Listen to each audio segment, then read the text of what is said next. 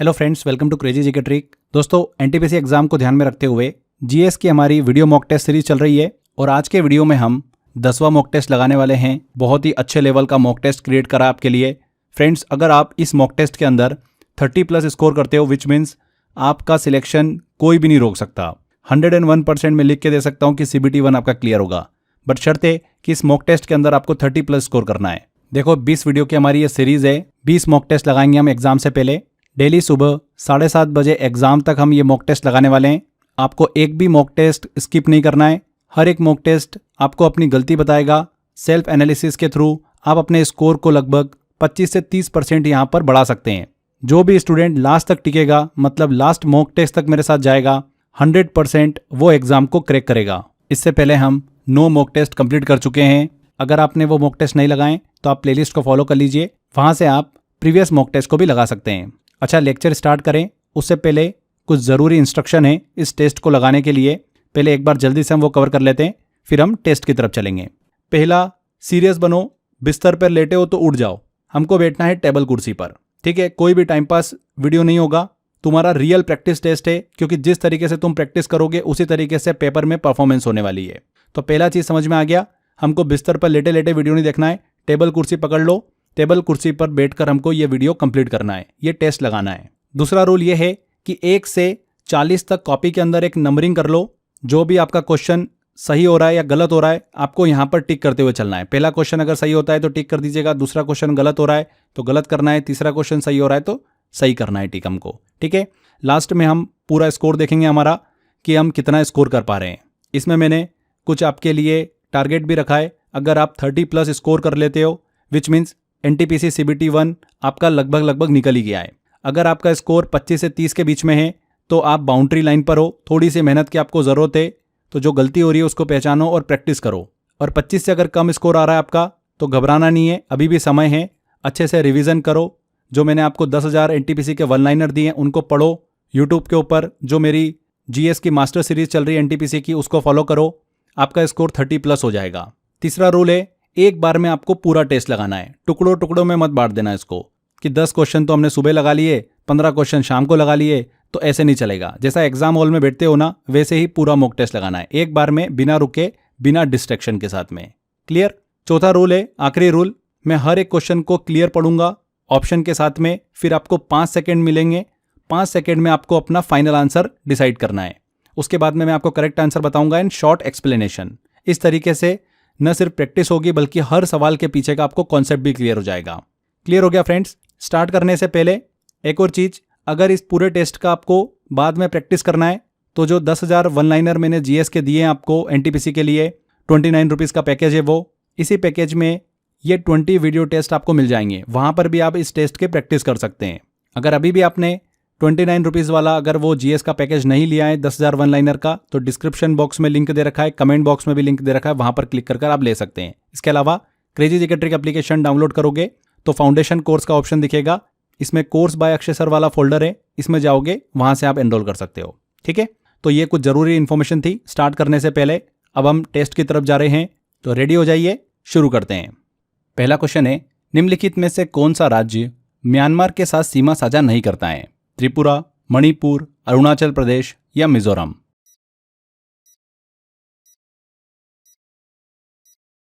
तो कौन सा राज्य है? त्रिपुरा। त्रिपुरा म्यांमार के साथ सीमा साझा नहीं करता है। इंडिया की म्यांमार के साथ 1643 किलोमीटर लंबी बॉर्डर है, जो कि पूर्वोत्तर भारत के 4 राज्यों से होकर गुजरती हैं: अरुणाचल प्रदेश, नागालैंड, मणिपुर और मिजोरम। ये चारों स्टेट इंडिया म्यांमार बॉर्डर को स्ट्रेटेजिकली और कल्चरली इंपॉर्टेंट बनाते हैं। तो ए आंसर। नेक्स्ट है, सिक्किम से गुजरने वाला अक्षांश निम्नलिखित में से किस राज्य से भी गुजरता है? ऑप्शन है पंजाब, हिमाचल प्रदेश, राजस्थान या जम्मू और कश्मीर।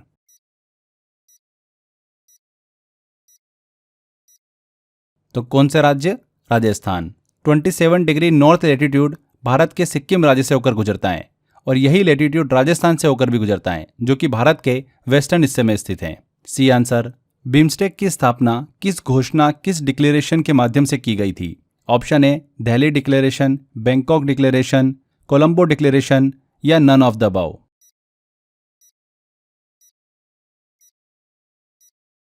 तो बिम्स्टेक, जिसका फुल फॉर्म है Bay of Bengal initiative for multi sectoral technical and economic corporation, उसकी स्थापना 1997 जून में हुई थी बैंकॉक डिक्लेरेशन के माध्यम से। तो यहाँ पर बी आंसर बैंकॉक डिक्लेरेशन। शुरुआत में इसमें बांग्लादेश, इंडिया, श्रीलंका और थाईलैंड शामिल थे।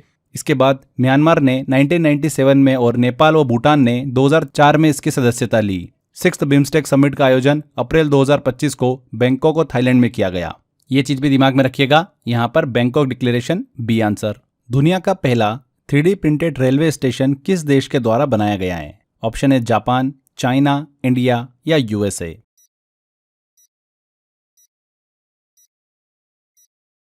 दुनिया का पहला 3D printed railway station Japan ने बनाया है। इस स्टेशन का जो निर्माण है वो वेस्ट जापान रेलवे कंपनी ने किया। सबसे अच्छी खास बात ये थी कि इस स्टेशन को केवल 6 घंटों में असेंबल किया गया, जो 3D प्रिंटिंग टेक्नोलॉजी की इफिशिएंसी और सस्टेनेबिलिटी को भी दर्शाता है। तो जापान। नेक्स्ट है, भारत के सबसे लंबे समय तक सेवा देने वाले मुख्य न्यायाधीश कौन है? न्यायमूर्ति यशवंत विष्णु चंद्रचूड़, न्यायमूर्ति भूषण रामकृष्ण गवई, धनंजय यशवंत चंद्रचूड़ या फिर Uday Umesh Lalit.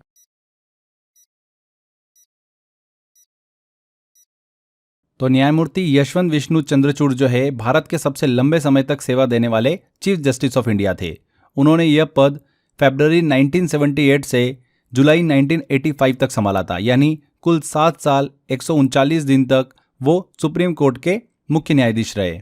Supreme court of India के इतिहास की सबसे लंबी टेन्योर इनकी है। वर्तमान में भारत के चीफ जस्टिस ऑफ इंडिया कौन है? जस्टिस भूषण रामकृष्ण गवई। 14 मई 2025 से ये अभी भारत के चीफ जस्टिस ऑफ इंडिया हैं। नेक्स्ट क्वेश्चन लेते हैं, भारत की सबसे लंबी रेल सुरंग का निर्माण कहां पर किया जा रहा है? ऑप्शन है हिमाचल प्रदेश, जम्मू और कश्मीर, सिक्किम या उत्तराखंड।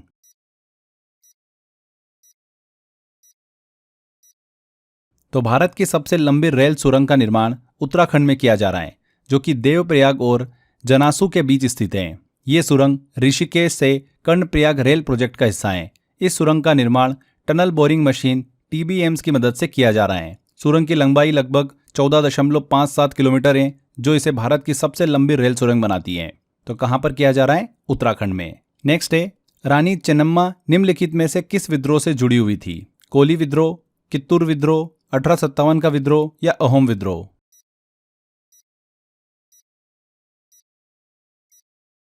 तो रानी चेन्नम्मा कर्नाटक के किट्टूर राज्य की रानी थी।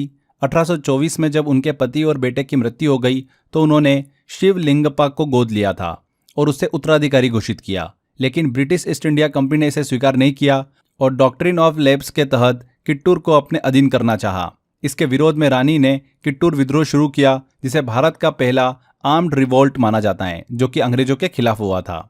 इस विद्रोह में ब्रिटिश सेना को शुरू में हार का सामना करना पड़ा, लेकिन बाद में रानी को अरेस्ट कर लिया गया और कारावास में आगे चलकर 1829 में उनकी मृत्यु हो गई। ये भारत के अर्ली एंटी कॉलोनियल स्ट्रगल्स में से एक था, जिसमें एक महिला ने नेतृत्व किया। तो रानी चेन्नम्मा किस विद्रोह से जुड़ी हुई थी? कित्तूर विद्रोह से। B answer. निम्नलिखित में से कौन सा नृत्य राधा और कृष्ण के रासलीला विषय वस्तु पर आधारित है? मोहिनीअट्टम, कथक, शास्त्रीय नृत्य या मणिपुरी नृत्य।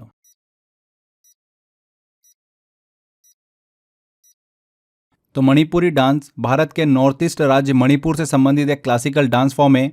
इस डांस का जो मुख्य सब्जेक्ट होता है, प्रमुख सब्जेक्ट होता है, वो राधा कृष्ण रासलीला होता है। इस नृत्य में मुख्य रूप से भक्ति रस को दिखाया जाता है, यानी आध्यात्मिक प्रेम और समर्पण को। इसमें परंपरागत रूप से महिलाएं राधा और गोपियां तथा पुरुष जो होते हैं वो कृष्ण की भूमिका निभाते हैं। तो डी आंसर मणिपुरी। शतरंज का एकमात्र ऐसा मोहरा कौन सा है जो एल आकार में किसी भी वर्ग में जा सकता है? ऑप्शन है किंग, क्वीन, नाइट मतलब घोड़ा या फिर रुक हाथी।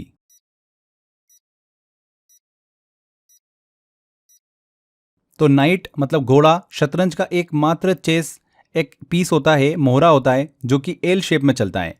2 घर सीधा और फिर 1 घर दाएं या फिर बाएं, या फिर 1 घर सीधा और फिर 2 घर दाएं या फिर बाएं। ये इकलौता ऐसा पीस है जो किसी भी मोहरे के ऊपर से कूद सकता है। तो सी आंसर। निम्नलिखित में से कौन सा एशिया का पहला स्टॉक एक्सचेंज है? National stock exchange NSE, Tokyo stock exchange, Bombay stock exchange या शंघाई स्टॉक एक्सचेंज।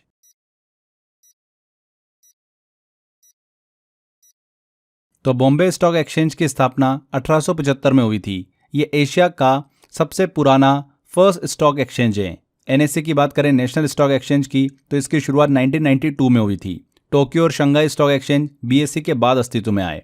तो सबसे पुराना कौन सा है? बॉम्बे स्टॉक एक्सचेंज है, एशिया का पहला स्टॉक एक्सचेंज। निम्नलिखित में से कौन सा ऑपरेटिंग सिस्टम एक मल्टीटास्किंग, मल्टी यूजर और टाइम शेयरिंग ऑपरेटिंग सिस्टम है? ऑप्शन है डॉस, यूनिक्स, एडा या फिर विंडोज।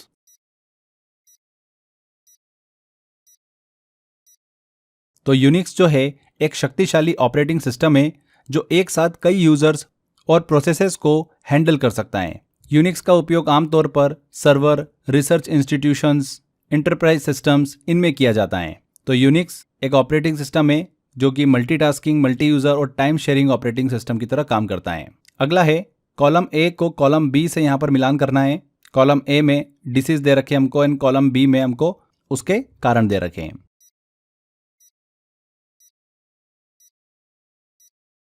तो चलिए सॉल्व करते हैं।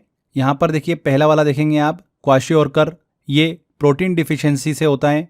ये कुपोषण रोग है जिसमें शरीर में प्रोटीन की कमी के कारण सूजन और कमजोरी होती है। तो यहाँ पर ए वाला हो गया हमारा डी। ठीक है, आगे बढ़ते हैं। सेकंड देखते हैं, कमजोर हड्डियां और मांसपेशियां, तो इसका कारण हो गया कैल्शियम की कमी, तो बी का हो गया सी।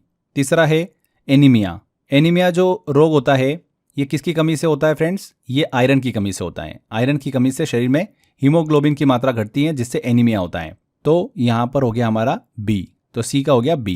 एंड लास्ट डी बचा, घेंगा, जो कि आयोडीन की कमी से होता है, तो हो गया ए। तो कॉम्बिनेशन क्या बना? डी, सी, बी और ए, जो कि सी वाले ऑप्शन में दिख रहा है। सी ऑप्शन करेक्ट होगा। नेक्स्ट है हुल दिवस निम्नलिखित में से किसकी स्मृति में मनाया जाता है? संथाल विद्रोह, नील विद्रोह, स्वदेशी आंदोलन या पाइका विद्रोह?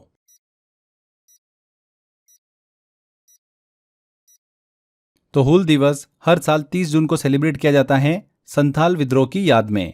यह विद्रोह हुआ था राजमहल की पहाड़ियों में। इस विद्रोह के प्रमुख नेता कौन थे? सिद्धो, कान्हो, चंद, भैरव और फूलो। ये आदिवासी समुदाय का ब्रिटिश रूल के खिलाफ एक सशक्त विद्रोह था। तो संथाल विद्रोह ए आंसर। निम्नलिखित में से कौन भारत का सबसे निचला प्राकृतिक बिंदु है जो समुद्र तल से नीचे स्थित है? कच्छ का रण, लोकटक झील, कुटन्नाद या लोनार क्रेटर?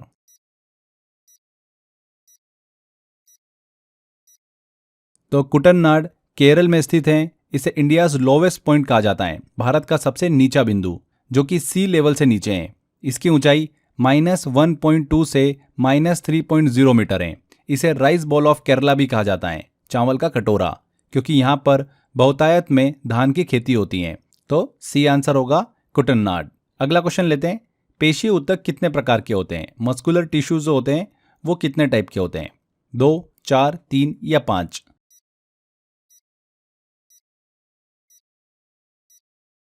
तो मस्कुलर टिश्यू, जिसे पेशी ऊतक हिंदी में बोला जाता है, मुख्य रूप से 3 प्रकार के होते हैं।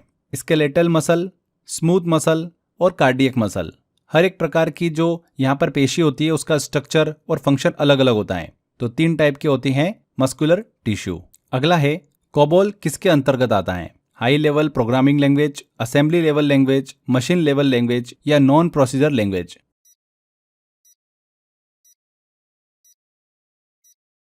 तो कोबोल, जिसका फुल फॉर्म होता है कॉमन बिजनेस ओरिएंटेड लैंग्वेज, ये एक हाई लेवल प्रोग्रामिंग लैंग्वेज है। ये मुख्य रूप से बिजनेस, फाइनेंस और एडमिनिस्ट्रेटिव सिस्टम के लिए डिजाइन की गई है। इसकी सिंटैक्स होती है इंग्लिश लाइक, जो इसे बिगनर्स के लिए भी समझने योग्य बनाती है। तो कोबोल किसके अंतर्गत आता है? हाई लेवल प्रोग्रामिंग लैंग्वेज के अंतर्गत। नेक्स्ट है, यूनेस्को द्वारा किस वर्ष कुंभ को अमूर्त सांस्कृतिक धरोहर की सूची में शामिल किया गया था? 2002, 2007, 2012 या 2017?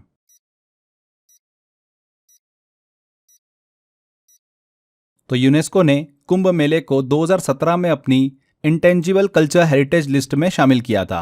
ये दुनिया का सबसे बड़ा स्पिरिचुअल गैदरिंग होता है। हाल ही में अभी कुंभ मेले का आयोजन कहाँ पर किया गया था?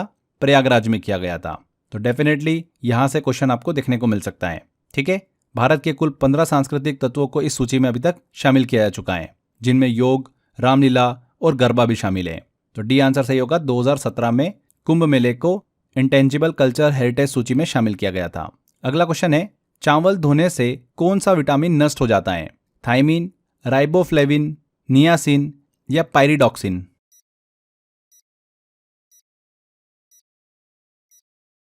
तो चावल धोने से कौन सा विटामिन नष्ट हो जाता है? थायमिन, विटामिन B1 चावल की ब्रेन लेयर में पाया जाता है। चावल को बार बार धोने या अत्यधिक पॉलिश करने पर यह विटामिन सबसे ज्यादा नष्ट हो जाता है। थायमिन डिफिशियंसी से बेरी बेरी नामक रोग होता है। तो करेक्ट आंसर होगा ए आंसर, थायमिन। नेक्स्ट है, इंडिया सूर्य पृथ्वी कक्षा लैग्रेंज पॉइंट L1 में अंतरिक्ष यान स्थापित करने वाला कौन सा देश बन गया? पहला, दूसरा, तीसरा या चौथा?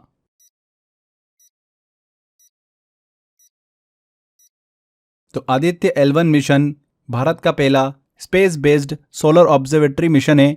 इसे इसरो ने 2 सितंबर 2023 को लॉन्च किया। यह मिशन L1 लैग्रेंज पॉइंट पर स्थापित हुआ है, जो पृथ्वी से 15 लाख किलोमीटर दूर है। इससे पहले USA, यूरोप और चाइना ऐसे मिशन कर चुके हैं, इसलिए भारत चौथा देश बना है। Fourth, D answer. अश्वगंधा का वैज्ञानिक नाम क्या है? Azadirachta indica, Ocimum sanctum, Withania somnifera या कर्कुमा लोंगा?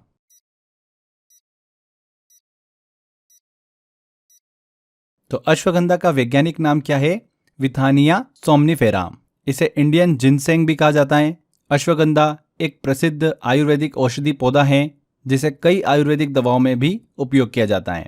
तो यहाँ पर सी आंसर सही होगा, विथानिया सोमनिफेरा। ये अश्वगंधा का वैज्ञानिक नाम है।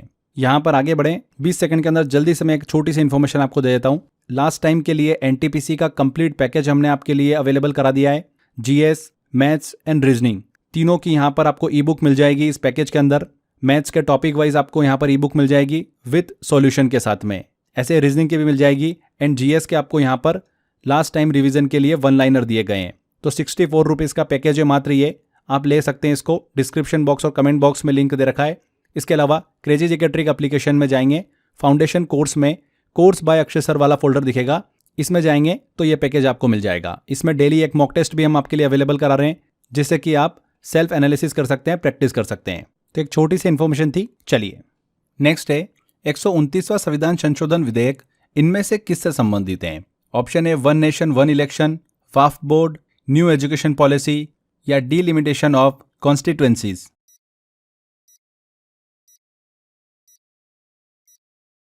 तो 129वां संविधान संशोधन विधेयक 1 नेशन 1 इलेक्शन से संबंधित है। इस बिल का उद्देश्य है एक राष्ट्र एक चुनाव की व्यवस्था लागू करना। इस बिल के तहत आर्टिकल 82A 1 से लेकर 6 जोड़ने का प्रावधान है, जिससे लोकसभा और स्टेट असेंबलीज की टर्म को कार्यकाल को समान किया जा सके। ये सुझाव पूर्व राष्ट्रपति रामनाथ कोविंद की अध्यक्षता वाली समिति द्वारा दिया गया था। इसका उद्देश्य एक ही है, इलेक्शन एक्सपेंसेस को कम करना, एडमिनिस्ट्रेटिव डिस्पर्शन घटाना एंड गवर्नेंस एफिशिएंसी को बढ़ाना। तो यहाँ पर 1 नेशन 1 इलेक्शन से संबंधित है 129वां संविधान संशोधन विधेयक। A answer. Abhinav Bindra Olympic order पुरस्कार से सम्मानित होने वाले पहले भारतीय हैं। ओलंपिक ऑर्डर पुरस्कार की स्थापना किस वर्ष हुई थी? 1970, 1975, 1980 या 1985?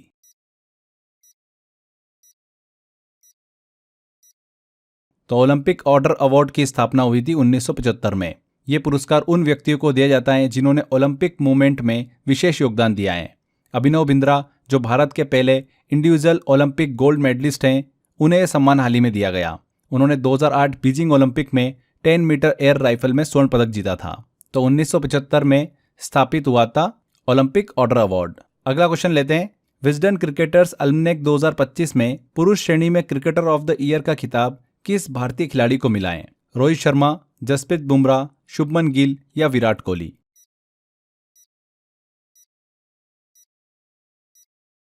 तो जसप्रीत बुमराह को विजडन क्रिकेटर्स अल्मनेक 2025 में leading cricketer in the world के रूप में चुना गया है। तो यहाँ पर जसप्रीत बुमराह, बी आंसर सही होगा। काकोरी षड्यंत्र मामले में निम्नलिखित में से किसे फांसी दी गई थी? ऑप्शन ए रामप्रसाद बिस्मिल, अशफाक उल्ला खान, ठाकुर रोशन सिंह या राजेंद्र नाथ लाहिड़ी?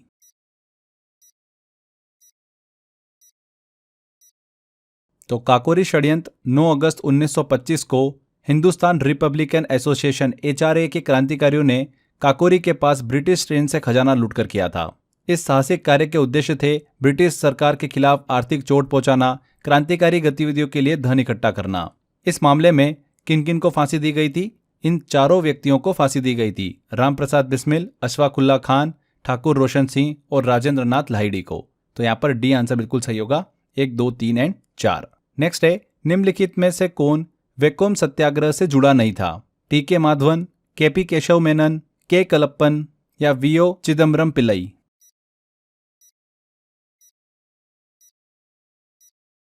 तो वैकोम सत्याग्रह की शुरुआत 30 मार्च 1924 को केरल में हुई थी। इसका उद्देश्य था लोअर कास्ट हिंदू को वैकोम महादेव मंदिर में प्रवेश से रोकने वाले नियमों का विरोध करना। इस सत्याग्रह के जो प्रमुख नेता थे वो कौन कौन थे? TK. Madhavan, KP. Keshwa Menon and के. कलप्पन। इन्हें केरला गांधी भी कहा जाता है। वी.ओ. चिदम्बरम पिल्ले इस आंदोलन से जुड़े नहीं थे। इनका योगदान स्वतंत्रता संग्राम के अन्य क्षेत्रों में था। तो डी आंसर। नेक्स्ट है, लता दीनानाथ मंगेशकर पुरस्कार 2025 किसे दिया गया? रतन टाटा, नारायण मूर्ति, कुमार मंगलम बिरला या आनंद महिंद्रा?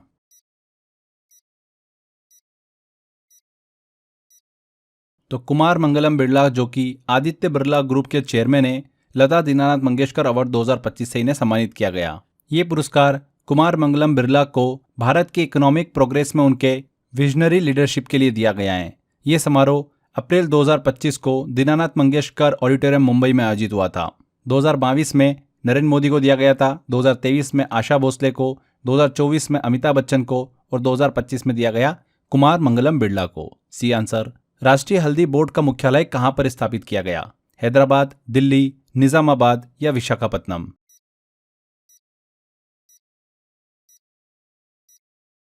तो नेशनल टर्मरिक बोर्ड की स्थापना भारत सरकार ने हल्दी की खेती, प्रोसेसिंग और मार्केटिंग को बढ़ावा देने के लिए की है। 4 अक्टूबर 2023 को इसे अधिसूचित किया गया। इसका हेडक्वार्टर कहां पर है? निजामाबाद, तेलंगाना में है। निजामाबाद हल्दी उत्पादन का एक प्रमुख क्षेत्र माना जाता है। तो निजामाबाद सी आंसर करेक्ट होगा। निम्नलिखित में से किसे यूनेस्को प्रिक्स वर्साय पुरस्कार 2024 से सम्मानित किया गया है?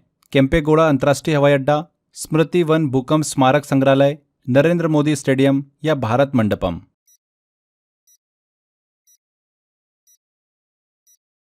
तो स्मृति वन भूकंप स्मारक संग्रहालय, जो कि कच्छ गुजरात में स्थित है, उसको यूनेस्को प्रिक्स वर्साय पुरस्कार 2024 से सम्मानित किया गया है। यह पुरस्कार बेस्ट इंटीरियर डिजाइन के लिए दिया गया है।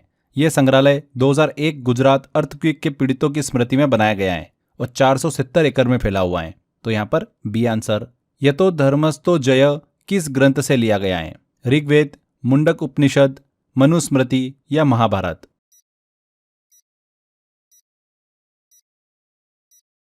तो यतो धर्मस्तो जय, इसका मतलब होता है जहां धर्म है वहीं पर विजय है। यह वाक्य महाभारत से लिया गया है। यह नारा सुप्रीम कोर्ट ऑफ इंडिया का ऑफिशियल मोटो भी है। यह दर्शाता है कि सत्य और न्याय के मार्ग पर चलने से अंततः जीत होती है। किस ग्रंथ से लिया गया है? महाभारत से। वित्तीय स्वास्थ्य सूचकांक निम्नलिखित में से किसके द्वारा जारी किया जाता है? वित्त मंत्रालय, नीति आयोग, भारतीय रिजर्व बैंक या वैज्ञानिक और औद्योगिक अनुसंधान परिषद?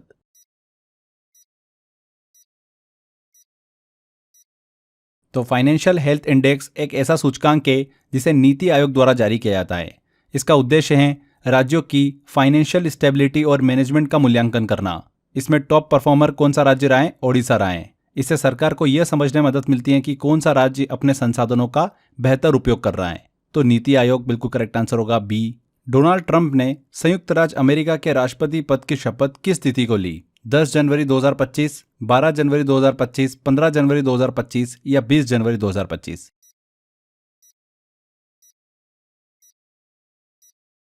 तो डोनाल्ड ट्रंप ने 20 जनवरी 2025 को यूनाइटेड स्टेट ऑफ अमेरिका के 47वें राष्ट्रपति के रूप में शपथ ग्रहण करी थी। ये उनका दूसरा कार्यकाल है। उन्हें यह शपथ दिलाई थी चीफ जस्टिस जॉन रॉबर्ट्स ने। 20 जनवरी 2025 डी आंसर। स्थायी चुंबक बनाने के लिए निम्नलिखित में से कौन सा तत्व सबसे उपयुक्त है? जिंक, एल्यूमिनियम, कॉपर या स्टील?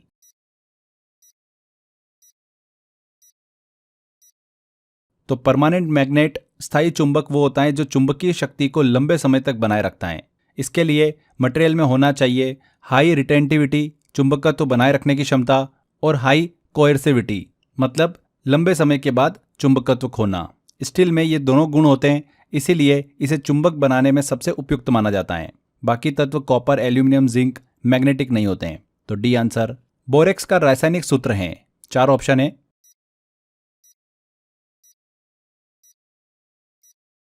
तो करेक्ट आंसर होगा इसका बोरेक्स का रासायनिक नाम है सोडियम टेट्राबोरेट डिकाहाइड्रेट। इसका फॉर्मूला होता है Na2B4O7.10H2O। Na2 2 सोडियम आयन होते हैं, B4O7 4 बोरॉन और 7 ऑक्सीजन आयन होते हैं और 10 पानी के अणु होते हैं, मॉलिक्यूल होते हैं। इसका उपयोग कहाँ होता है? क्लीनिंग एजेंट्स में, ग्लास एंड सिरेमिक्स में होता है या बफर सॉल्यूशन में होता है। बी आंसर सही होगा। नेक्स्ट है, रानी दुर्गावती निम्नलिखित में से किसकी समकालीन थी? अकबर, जहांगीर, शाहजहां या औरंगजेब?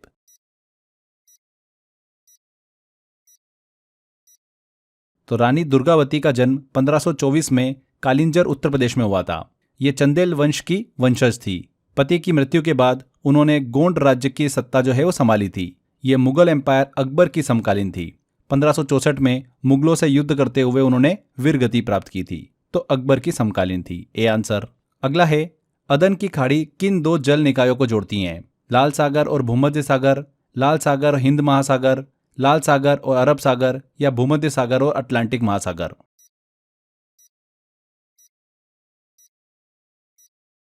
तो करेक्ट आंसर इसका होगा अदन की खाड़ी लाल सागर और अरब सागर को जोड़ती है, रेड सी एंड अरेबियन सी को। गल्फ ऑफ अदन एक रणनीतिक और व्यापारिक दृष्टि से महत्वपूर्ण वाटर बॉडी है। ये रेड सी को अरेबियन सी से जोड़ती हैं। ये बाबेल मंडेब जल संधि के माध्यम से जुड़ा होता है। ये मार्ग सुएज कैनल से होकर यूरोप एशिया व्यापार के लिए भी बहुत ही ज्यादा महत्वपूर्ण है। तो C answer, Red Sea and Arabian Sea. अगला है, निम्नलिखित में से कौन मानव शरीर की सबसे बड़ी कोशिकाएं हैं? स्पर्म, ओवम, न्यूरॉन्स या ऑस्टियोक्लास्ट?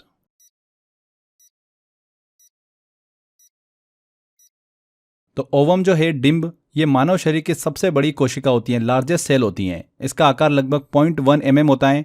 इसे नेक्ड आई मतलब नग्न आंखों से भी देखा जा सकता है। ये महिला प्रजनन प्रणाली में एक फॉर्मेशन के लिए जिम्मेदार होती हैं। स्पर्म की बात करें, शुक्राणु की बात करें तो सबसे छोटी कोशिका होती हैं। न्यूरॉन सबसे लंबी कोशिकाएं होती हैं लेकिन सबसे बड़ी नहीं। तो यहाँ पर बी आंसर, डिंब ओवम। अगला क्वेश्चन है, 8 किलोग्राम आयरन की गेंद और 3 किलोग्राम एल्यूमिनियम की गेंद को 20 मीटर की हाइट से गिराया गया। 10 मीटर हाइट पर इनमें कौन सी राशि समान होगी? Kinetic energy, acceleration, potential energy या मोमेंटम?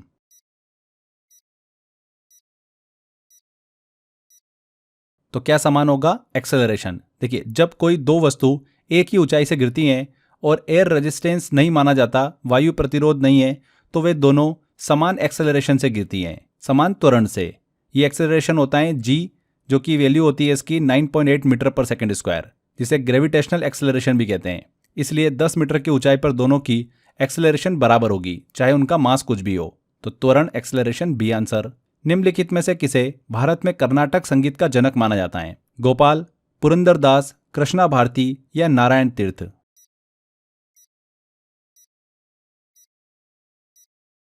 किसे माना जाता है भारत में कर्नाटक संगीत का जनक? पुरंदरदास को, फादर ऑफ कर्नाटिक म्यूजिक। उन्होंने 15वीं 16वीं शताब्दी में कर्नाटिक संगीत की टीचिंग सिस्टम को व्यवस्थित रूप दिया। उनके बनाए बेसिक एक्सरसाइज आज भी शुरुआती सीखने वालों की नींव होती हैं। उन्होंने हजारों भक्ति गीत कन्नड़ में लिखे हैं। तो पुरंदरदास। अगला क्वेश्चन आता है, एसएलआर के अंतर्गत बैंकों को अपने कुल जमा का कुछ प्रतिशत किस रूप में रखना होता है? ऑप्शन है gold and cash, government securities, foreign currency या प्राइवेट बॉन्ड्स।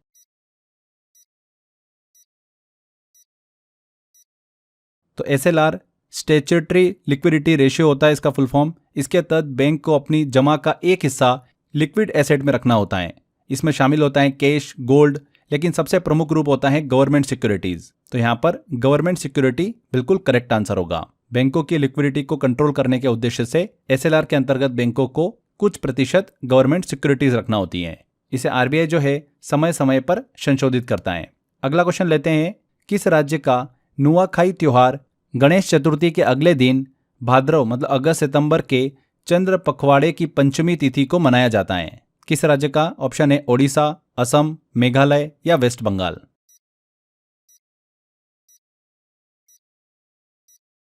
करेक्ट आंसर होगा इसका ओडिशा। नुआखाई एक हार्वेस्ट फेस्टिवल है जिसे वेस्टर्न ओडिशा में बड़े हर्षोल्लास से सेलिब्रेट किया जाता है। नुआ का अर्थ होता है नया और खाई का मतलब होता है खाना। यह त्योहार गणेश चतुर्थी के अगले दिन मनाया जाता है, यानी भाद्रपद पंचमी को।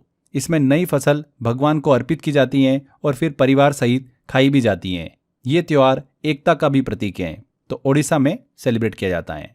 तो ये 40 क्वेश्चन हमारे यहाँ पर कंप्लीट होते हैं। आई होप आपने ज़्यादा से ज़्यादा क्वेश्चन बिल्कुल सही करे होंगे। जिन भी स्टूडेंट्स ने 1000 अगर वन लाइनर को ध्यान से पढ़ा होगा और जो भी मैंने क्वेश्चंस अभी यूट्यूब पे सॉल्व कराए मास्टर वीडियो सीरीज़ के अंतर्गत, उन्होंने सारे क्वेश्चन बड़ी आसानी से बना लिए होंगे। अब आपको करना ये है कि जो भी आपका स्कोर आया है उसको कमेंट बॉक्स में कमेंट करिएगा।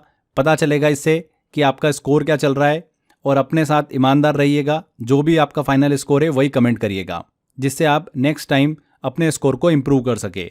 अपनी गलती को पहचानो, एनालिसिस करो कि कौन सा पार्ट आपका वीक है, उसको रिवाइज करो, एंड ये चीज़ें आपकी एग्ज़ाम में काम आएगी।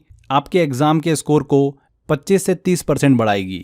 एनटीपीसी को लेकर 20 वीडियो मॉक टेस्ट मैं आपके लिए लेकर आने वाला हूँ यूट्यूब पर। बेटर होगा कि आप अपनी प्रिपरेशन को अच्छा रखें। एनटीपीसी के लिए अगर जीएस को लेकर अगर आप प्रॉब्लम फेस कर रहे हैं तो जीएस का मैंने बहुत अच्छा सॉल्यूशन बना रखा है आपके लिए। देखिए, आपके पास ऑप्शन अवेलेबल है। मैंने आपको जीएस के लिए फ्रेंड्स 10,000 वन लाइनर दे रखे हैं, उनको अच्छे से पढ़ लीजिए। प्रीवियस ईयर क्वेश्चन भी है और ऐसे क्वेश्चन भी है जो एग्जाम के अंदर पूछे जा सकते हैं। बहुत ही सिस्टमेटिक तरीके से मैंने उसको आपके लिए प्लान कर रखा है। इसके अलावा जो हम ये 20 वीडियो मॉक टेस्ट लगाने वाले हैं, इनकी आप प्रैक्टिस कर सकते हैं। ये भी मैंने इसी पैकेज में, जो अपना 10,000 वन लाइनर वाला पैकेज है जीएस का, इसी में मॉक टेस्ट डाल दिए हैं। आप इसकी वहाँ पर प्रैक्टिस भी कर सकते हैं। तो अलग से आपको कहीं पे भी जाने की ज़रूरत नहीं है। 10,000 जीएस के वन लाइनर वाला पैकेज ले लो। 29 रुपीज़ प्राइस है इसकी मात्र। प्रिंट आउट ले लेना, 30-40 रुपये में प्रिंट आउट निकल जाएगा आपका। अच्छे से रिवीजन करते रहो। कहाँ से लोगे आप ये? तो डिस्क्रिप्शन बॉक्स और कमेंट बॉक्स में लिंक दे रखा है, यहाँ से भी आप इस पैकेज को ले सकते हो। इसके अलावा crazy GK trick application download करोगे, वहाँ पर फाउंडेशन कोर्स वाला एक फोल्डर है, जिसमें जाओगे तो कोर्स बाय अक्षय सर वाला फोल्डर दिखेगा, इसमें आपको मिल जाएगा। ऊपर ही ऊपर ऑप्शन दे रखा है, वहाँ पर आप क्लिक कर कर इसको एनरोल कर सकते हैं। तो आज के सेशन में फ्रेंड्स इतना ही। वीडियो अगर अच्छा लगा है, मेहनत अच्छी लगी है, तो वीडियो को लाइक ज़रूर कर दीजिएगा, शेयर जरूर कर दीजिएगा, एंड कमेंट करके ज़रूर बताइएगा कि वीडियो कैसा लगा। अगर अभी तक आपने चैनल को सब्सक्राइब नहीं कराएं तो सब्सक्राइब कर लीजिए। मिलते हैं अगले वीडियो में। Till then, bye bye.